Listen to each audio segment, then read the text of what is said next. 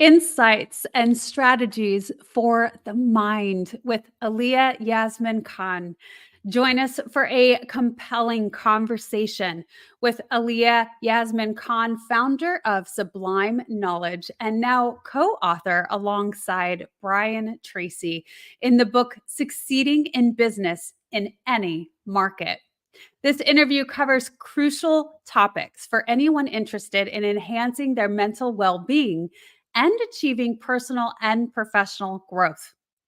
Discover the significance of understanding our minds, explore the concept of mental duality and its impact on our lives, and learn practical techniques to modify subconscious programming that limits us. Ideal for those aiming for self-improvement and success in any market. This discussion offers insights into Alia's perspectives and actionable advice, enriched by her collaboration with Brian Tracy.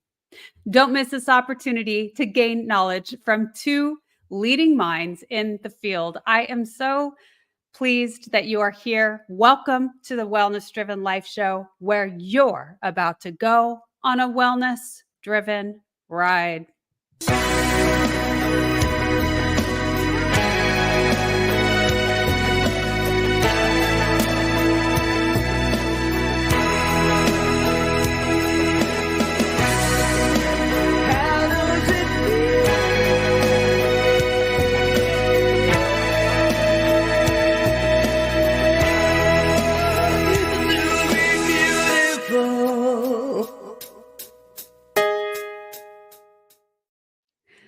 Let me share with you a little bit more about the guests that we have here today.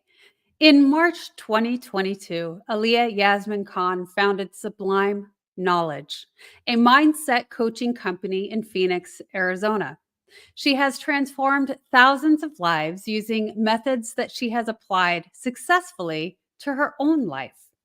With a profound desire to help others be their best version, Alia knows the importance of learning and serving. She has 20 plus years of experiencing managing, growing, and expanding successful businesses and seeks to share her knowledge about mental strength, discipline, and endurance with anyone willing to learn. I am so pleased to help welcome to our stage Miss Alia. Thank you so much, April, for having me. This is wonderful. I am so excited about today.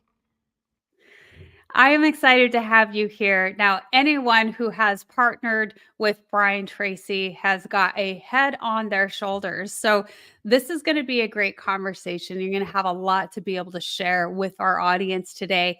So, outside of that biography, which is incredible, you 20 plus years in leading others, let's have you share a little bit more about you so the audience can get to know you more. Sure. So my life was a very fascinating life. I grew up in New York City. I moved to Phoenix in 2005, just kind of wanting a good space of peace and harmony from a chaotic city and a pretty chaotic younger life.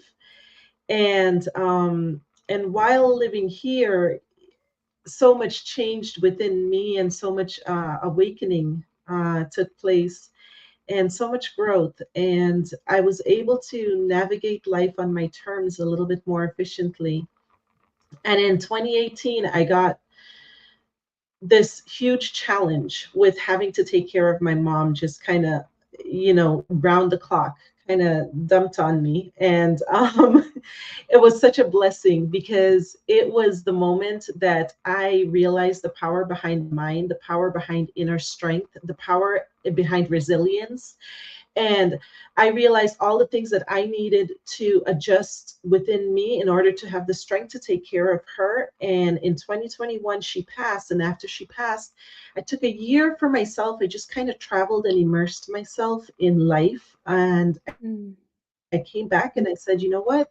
I have to teach others how to get through these difficult times and these challenges. And that became the core of the Intuitive Ascending Mind program, which I built for Sublime Knowledge. And then I launched Sublime Knowledge. So it's a work rooted in love, and it's a work rooted in the understanding of forgiveness and love, and that in a very unconditional manner, in order to achieve peace through life and death, and all of these amazing things that we will experience, while we're here.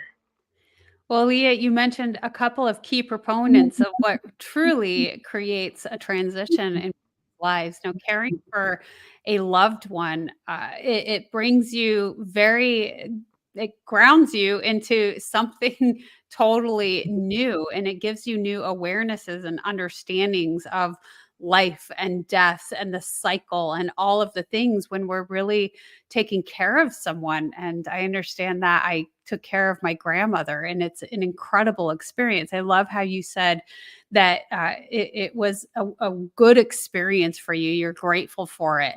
And so then after that, you went and you traveled the world. You got new perspectives and experiences that way. So that really opened up your mind and your soul into other things. Now, you talk about leading people through difficult transitions in life and how to get through that, how to navigate that in the best possible way, right? The quickest way, hopefully, because none of us really want Yeah. to stay there. And so we do need others to guide us and give us tools in order to navigate those challenging times. So it sounds to me like you've really gone to some of the root areas of who we are and knowing who we desire to be, right? Yeah.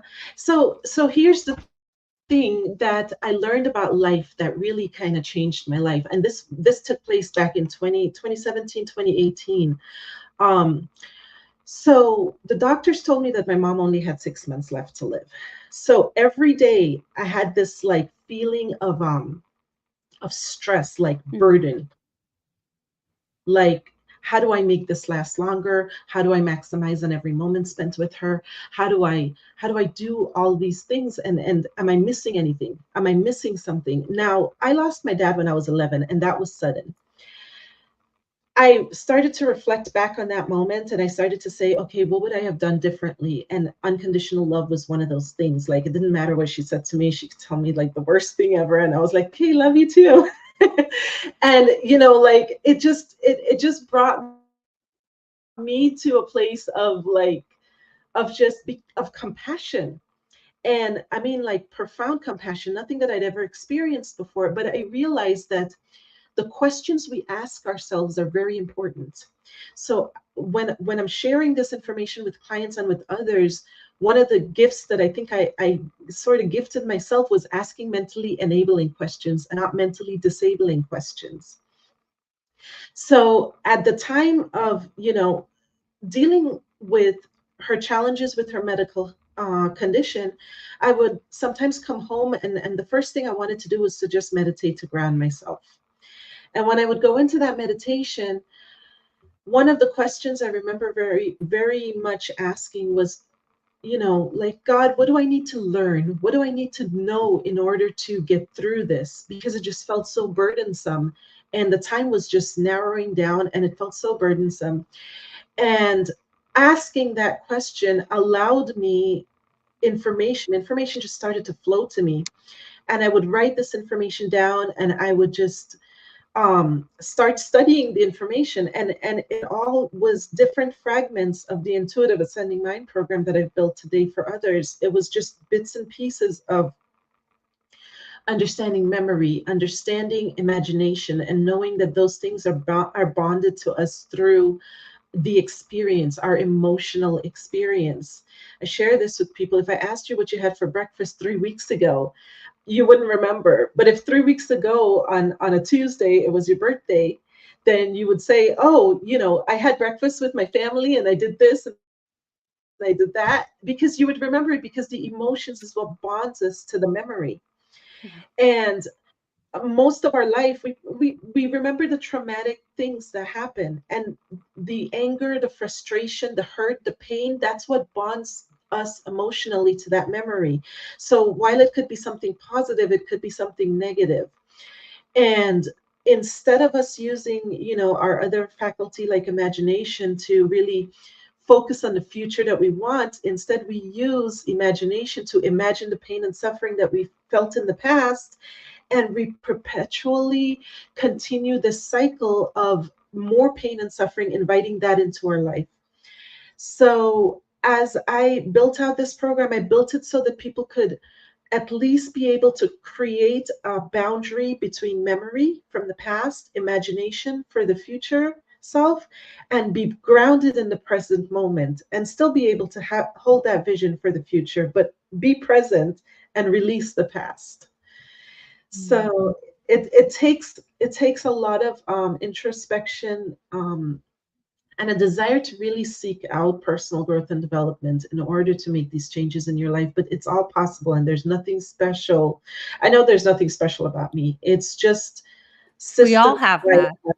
Yeah, yeah. We're all Yes. wired for Yes, we absolutely are. And some of the things that I'm hearing you say, Aaliyah, is you talked about meditation going within that introspection, and you're mentioning the creative side of us, that imaginary piece of what we get to create. And I think that's very powerful key words, because when we go to that creative space and we get to be imaginative of what we want our future selves to look like, and we combine that with the feeling of it, and that's really what transforms people very much, and it makes the stickiness, I like to say, for those new brain waves and neurotransmitters to really stick and create a new reality, really. So you also have, I know that you like to guide people through major transitions, but you've also gone the business route, and you wrote the book with Brian Tracy on how to have a successful business no matter what market. Now, do you include this piece of going within? And sometimes what I like to say, that's our spiritual aspects of ourselves. Is that all included in the business side of things? absolutely. When we think about business, we think of business in just business. Like you leave your problems at home and you go into business, but your emotional space that you might be experiencing at home, it's hard to completely detach from that when you step into the office. So the concept that those things don't play on our minds, they weigh heavy, they're burdensome on the mind. So the idea is to have harmony, and harmony looks like healthy love life. And when I say love life, I mean love for yourself, love for family, love for your Mm. environment, um, healthy body, healthy living, healthy eating, healthy exercise, everything, healthy mind. Working on our minds and making sure that our minds are experiencing healthy perspectives on life. And then we are looking at wealth, which is really what the corporate world is about. You're trying to build and create financial stability for yourself. So are all three of these things entangled with each other? And the truth of the matter is that they are. But when we build goals, we'll build the corporate goal, we build the dollar goal that we want our company to reach, or maybe us personally, financially, that we want to reach. But we don't think about how that impacts the other areas, because let's take, you're working 12 hours, 7 days a week, and you're not spending time with your family. Well, now love is compromised because too much emphasis is put in one area.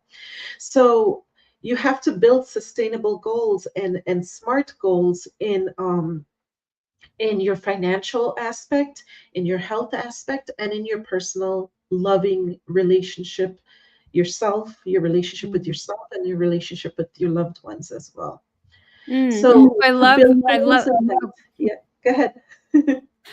I was just going to say, I love that you say sustainable goals. And I think that's a really important piece, right? Because, when we talk about meditation or going into more of the spiritual aspect of ourselves and combining it with business, a lot of people might think, well, that's really unrealistic, or you can't just think your way to success, but that's not it. You have to put the action behind it and really begin with the end in mind. And I think that's where those sustainable goals come into play. Yeah, to piggyback off of what you suggested with the think your way to success, for you to think your way to success, it really means you have to clear the mind, because clearing of the burdens that you may be carrying with you allows you to think clearer and gain insight and receive intuition. Intuition's like this secret language that speaks to each one of us individually. No two people ever really understand intuition completely. Because I say that because while I may receive a dream that I know is speaking to me, you may see, a license plate that's speaking to you, or a billboard that's speaking to you in that moment. And all of this is intuition working. It's just those little nuggets that are kind of guiding us along the way. It's not just the feeling within the body. Sometimes it's the things we see mirroring back at us from the outside world. That's really true. That's a great perspective that we each have a different perspective on things, right? And a lot of that again is going back to what we believe and those things that are reoccurring. Belief systems are so powerfully ingrained in us. But I think that when we have the understanding of we get to create our own beliefs and we choose to have a belief in certain things, then that's really where we gain so much of our power back. Now, Alia, you have worked with some of the top minds in the industry. And so, what are some of the key things that you have learned or been so inspired by from them? So, because I love Brian Tracy so much, one of the key things I'm going to say is write it down. We've talked about this. That was my greatest level of appreciation from him, because when you spend time with him, he explains in detail the importance of writing everything down, and I am such a firm believer in that, because we get ideas that go into our minds, we don't put it to paper, and then the idea leaves our mind. Think about how many opportunities for inspiration you could be working towards if you took the idea and you put it down onto paper. Not only is that a great thing, but when your mind is experiencing confusion and you're seeking clarity, put it to paper. You start to sit down and you write down all the thoughts, the feelings, the emotions. Point and reference, I've gone through a breakup. As I was analyzing myself through the breakup, I realized that I was feeling unsupported. And that was something I needed to communicate, that that's what I was feeling. And if I put that to paper and I realized that unsupported is what I was feeling, then I know going forward, I'm seeking to feel supported. That's mental duality right there. It's starting to understand our minds and our feelings. If we're feeling this way, it's like having boiling water and you're throwing in some ice cubes in order to bring the water temperature down. So if unsupported is what I'm feeling, I've got to throw some of the supported ice cubes onto that boiling water in order to neutralize it a little bit. And if people learn to understand that duality is not just in the physical world of light and dark, it really goes into the mental world of feeling unsupported or feeling fearful instead of having faith, or feeling confused instead of having clarity. These are all mental aspects of experiences that we have in the mind. And if we can pour those ice cubes, to neutralize it or pull it in the direction that we want to pull it, then we have control. But if we don't know how to do that, then our subconscious mind is the autonomous mind, and it becomes addicted to these feelings, and it's running the same program over and over again, and we can't break the cycle. Yeah, absolutely. Well, that said, Aaliyah, speaking of writing and the power of writing things down, getting it out into written form, there's a lot of research that's done behind that. So it doesn't surprise me that you've learned this from them and you practice it yourself. But I'm curious to know, what are some of your favorite ways to practice writing and mental things like that, whether it's a pros and cons list or writing down your top things that you're grateful for? What are some of your favorite things to write down? So gratitude always is a consistent part of writing. And what I do is that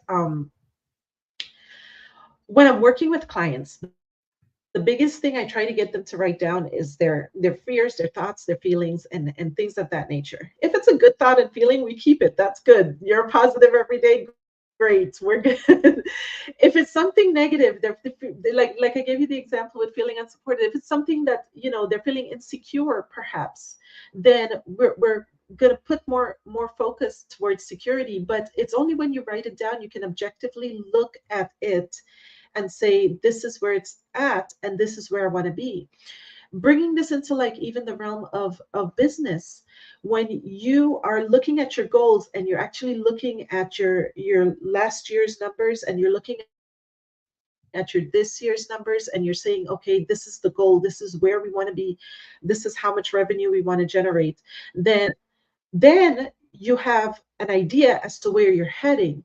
Now, sharing that collectively with your team is getting everybody involved, and then you are making sure that more energy is put onto that goal than anything else. So you start thinking, things start to align in which, and this is this is part of our mental faculties.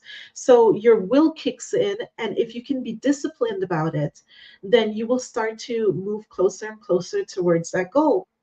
Now, the structure for setting up goals works for every aspect of our life, whether it's a goal that we're working towards feeling more supported, or a business goal, or a number goal. A goal is just a goal.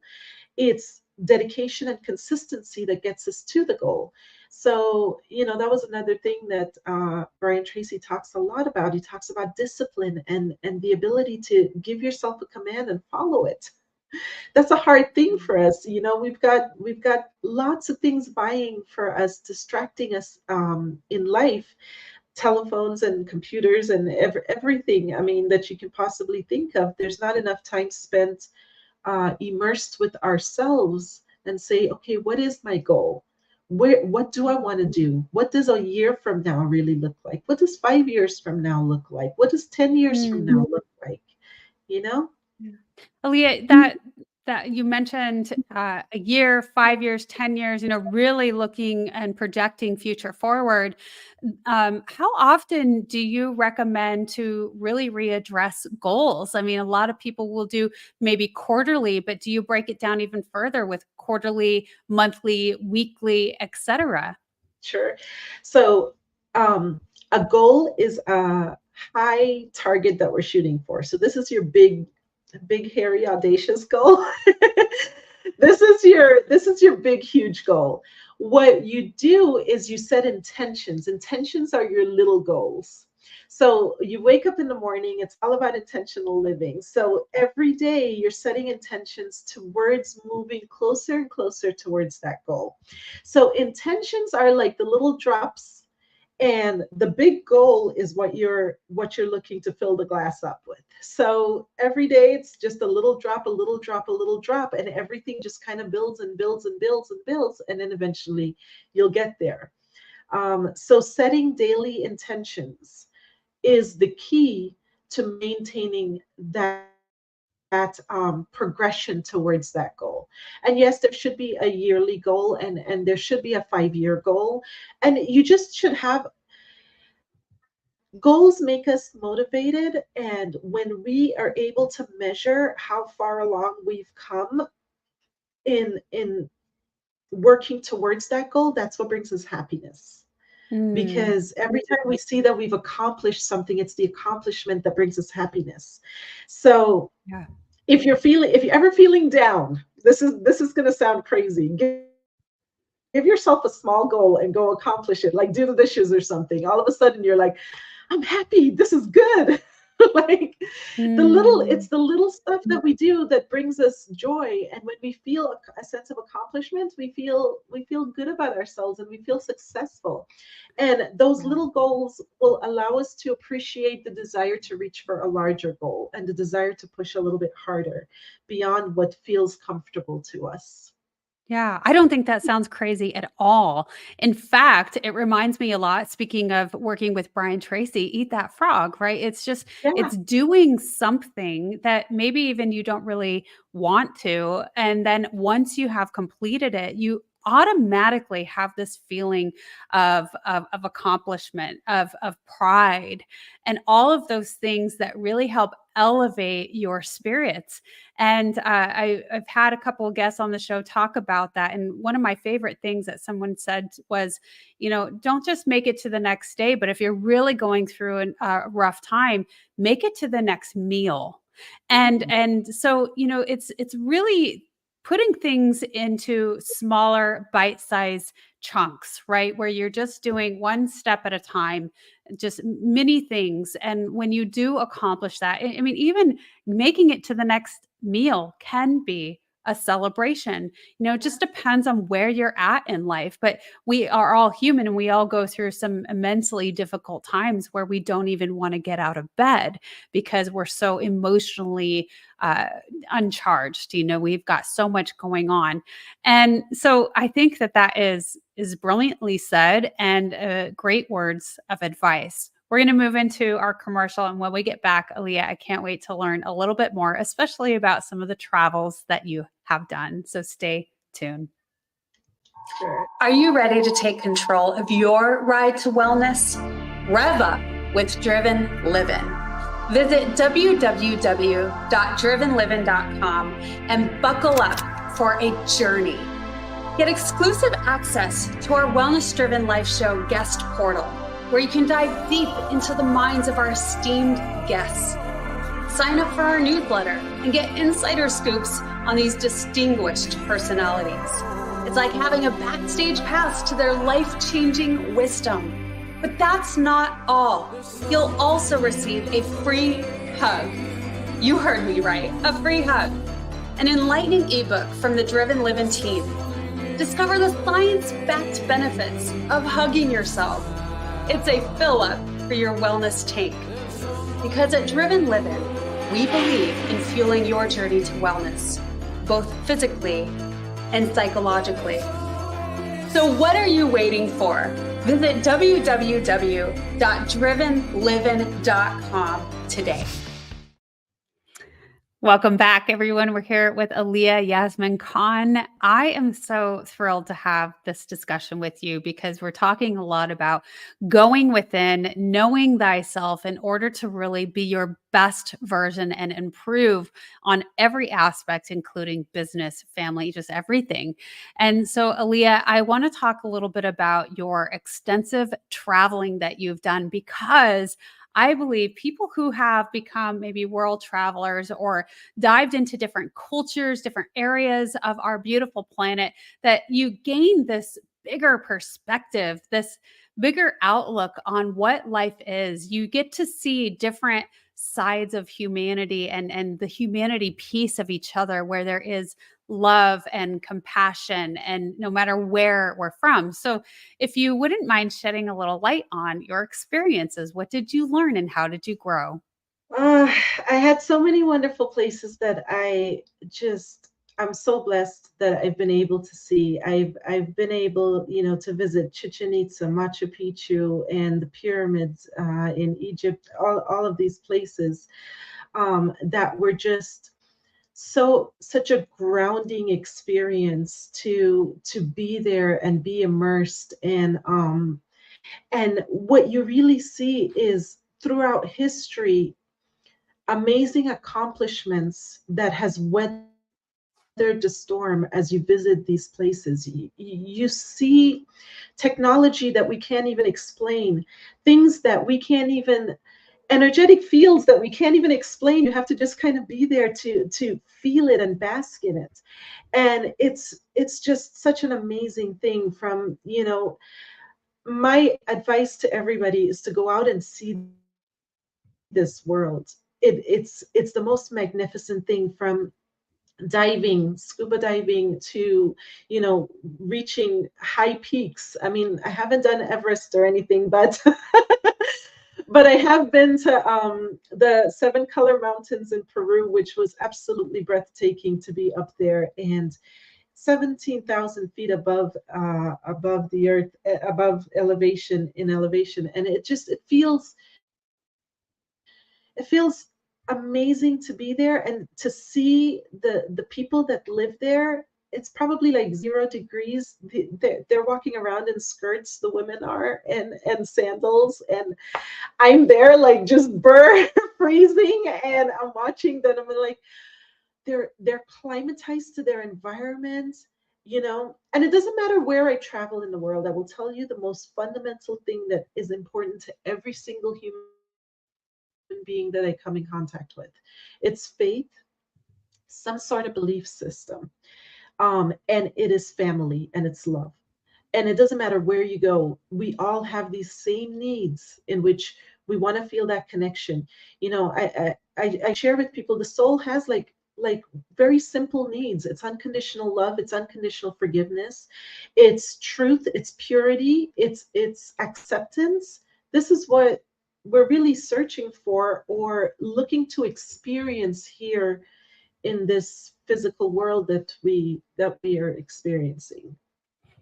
I love that you say that there's some sort of spiritual aspect to them and family, each other, that you're finding in all of these different cultures, no matter where you go.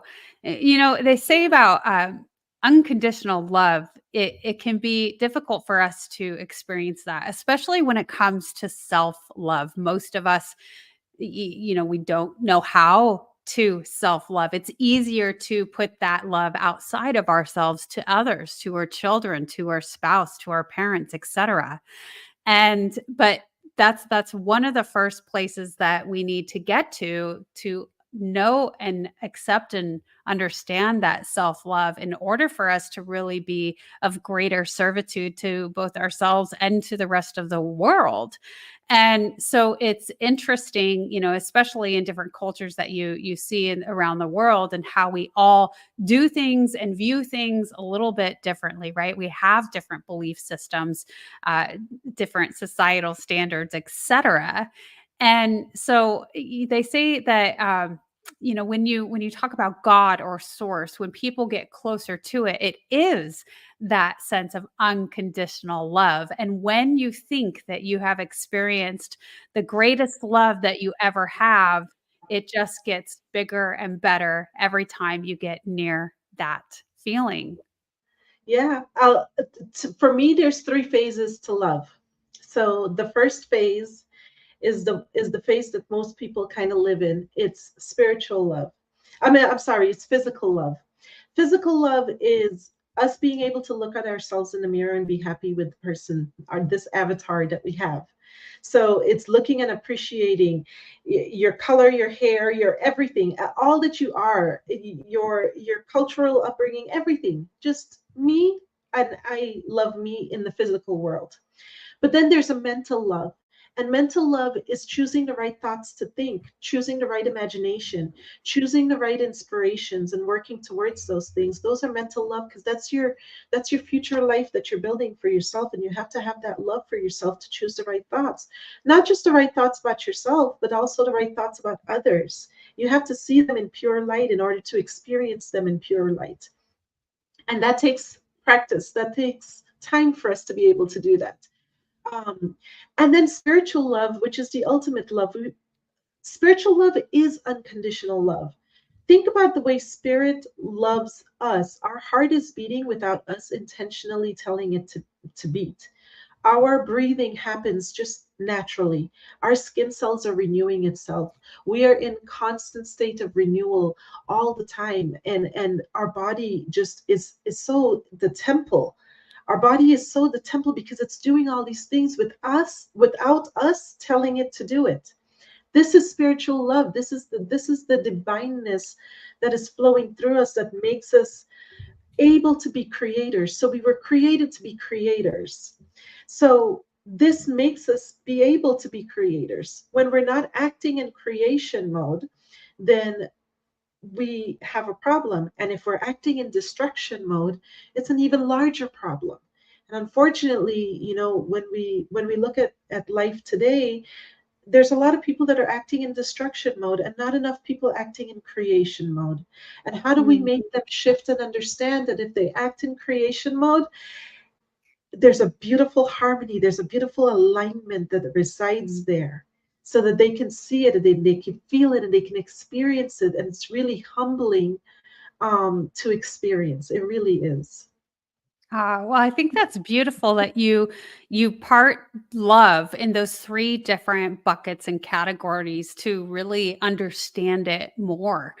And so I'm curious, Aaliyah, what are some of the things that you do on a daily basis, to keep yourself in alignment with that creative self? Sure. So meditation is definitely a key part of what I do. Um, Meditation, affirmation slash prayer is sort of the next step as well. So in my meditations, I may present myself with a question, but I go into the meditation with a clear mind. And that's how I advise people to get the most out of meditation, is to go through the process of clearing the mind. A lot of people have a difficult time. This is part of the mindful awareness seminar that I have on the site, is getting your mind to a state of clear. And that's where writing it down. When you take the stuff out of your mind and you put it onto paper, then you're clearing it. You know that you have it in a safe space, but it's no longer up here. So if we go through the process of taking it out of the mind, putting it onto paper, then we can clear our minds. And then when you enter meditation with a clear mind and not thinking perspective, that's where information flows to you in through inspiration, and ideas just come alive within you in that moment. But if you go in with a busy mind, then you're working on clearing the mind. So if you clear the I mind like before that. going in, then you've got a better system in place. I love that. I don't know if I've ever had anyone present it that way. So I think that's really smart. I'm going to try it out. That's great. Good. I'm That's excited wonderful. to share with you what your results look like.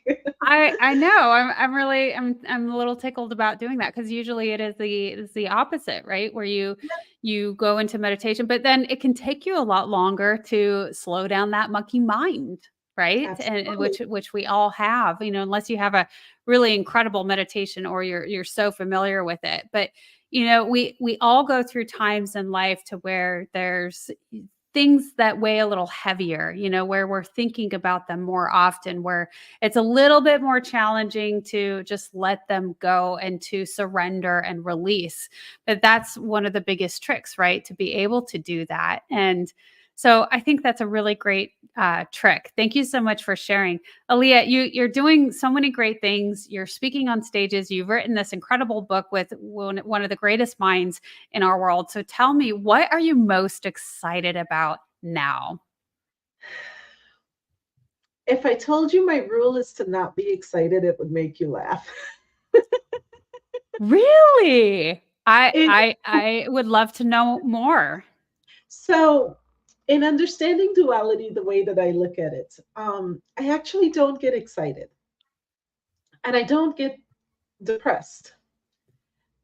I keep things in the neutral space. So, does excitement happen? Sure. And with my team, it's really funny because I'll call them. I'll be like, "So I've got this TV show scheduled, but we can't get excited about it." And then they're like, "Oh yeah, no excitement whatsoever," and they just laugh at the idea because they're excited for me. Or even when I was doing the book with Brian Tracy, I was like, "No excitement, guys, no excitement." Wow.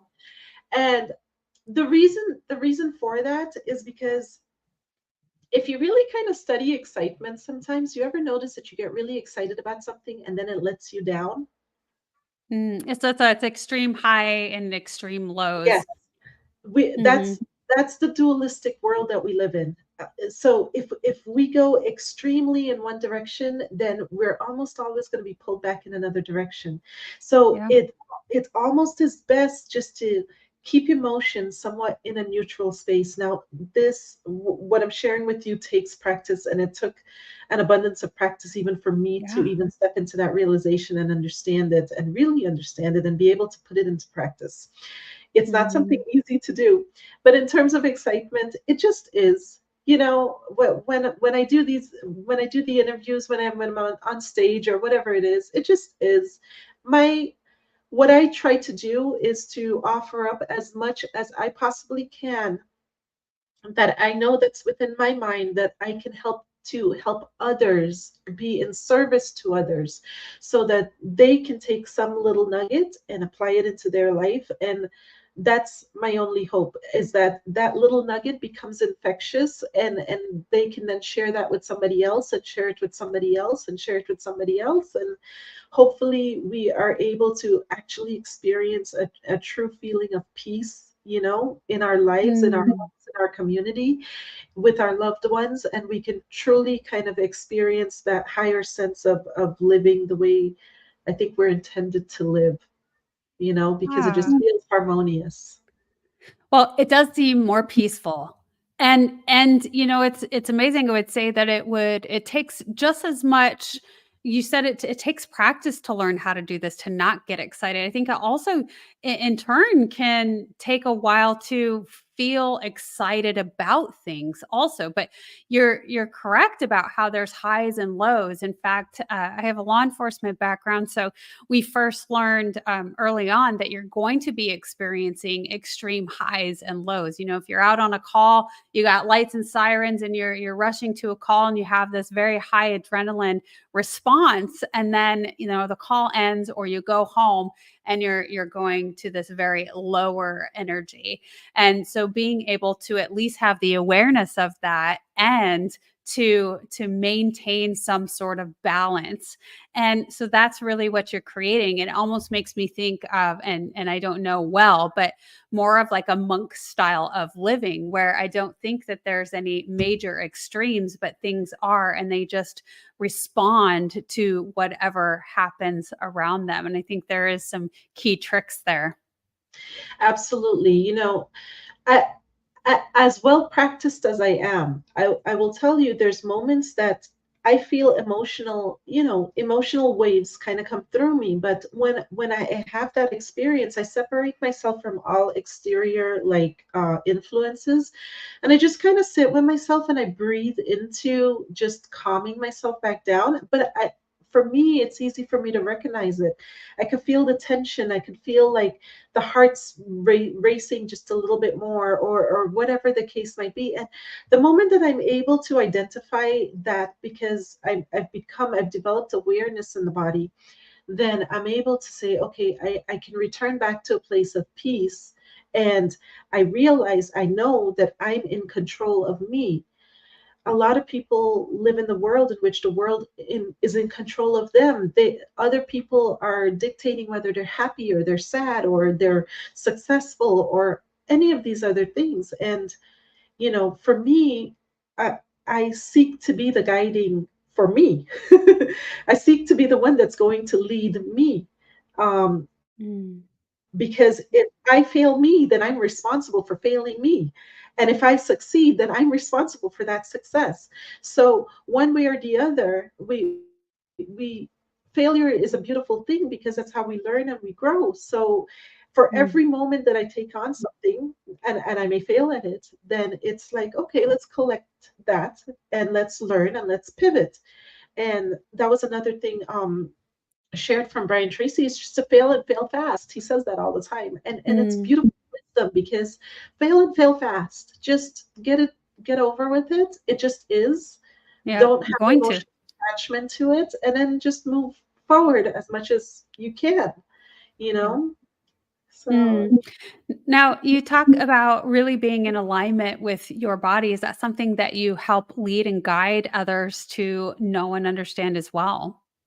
so meditation is how I became aware of, the feeling zone. So the way that I explain it is that thoughts are occurring in the mind, feelings are occurring in the body, feelings are associated with the heart, occurring physically in the body. The marriage of the thought in the mind with the feeling in the body is what creates the emotion.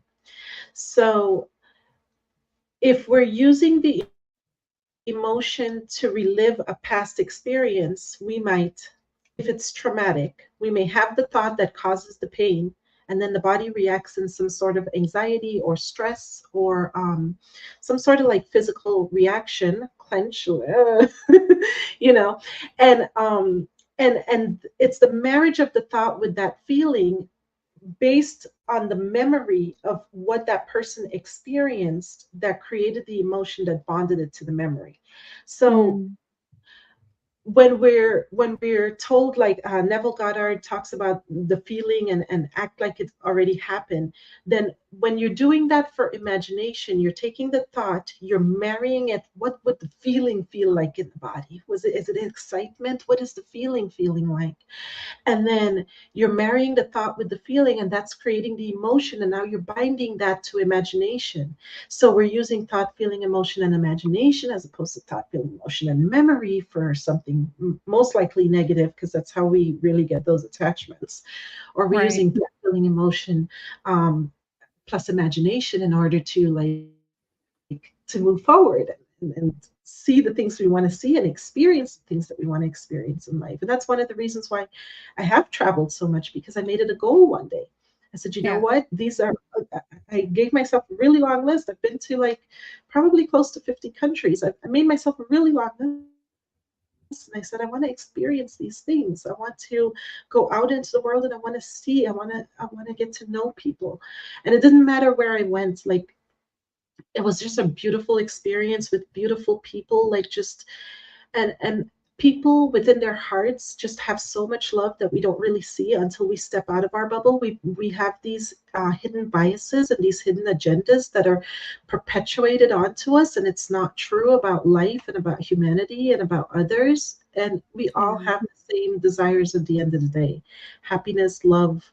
It's the we're both the same. We're Mm. both with different cultures, but we're both the same.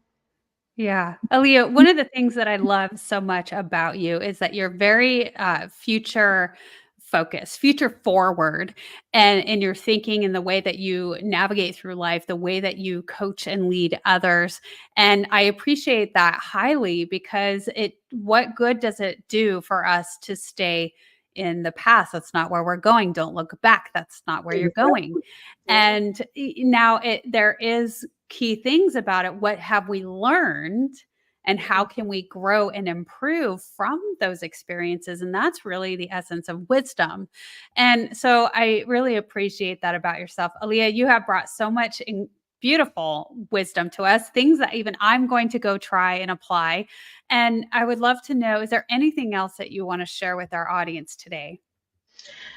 Do check us out at sublimeknowledge.com. Definitely follow us, and we're looking to grow and expand our community and just help more people as much as possible. So do get involved.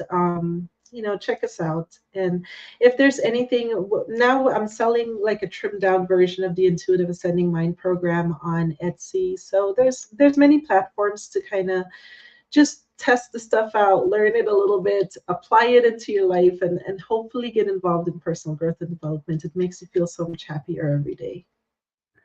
It does. It certainly helps us feel happier every single day. So, Aaliyah, thank you so much for being a guest on the show. I want to make sure everyone knows where to find you, and I've had it displayed for those of you viewing and watching with eyes. See it here on the screen. So we have www.sublimeknowledge.com. And then also for those of you with listening ears, again, sublimeknowledge.com. And then also www.aliyayasminkhan.com. Aaliyah, I am pronouncing your name correctly. Yes, you Yes? are.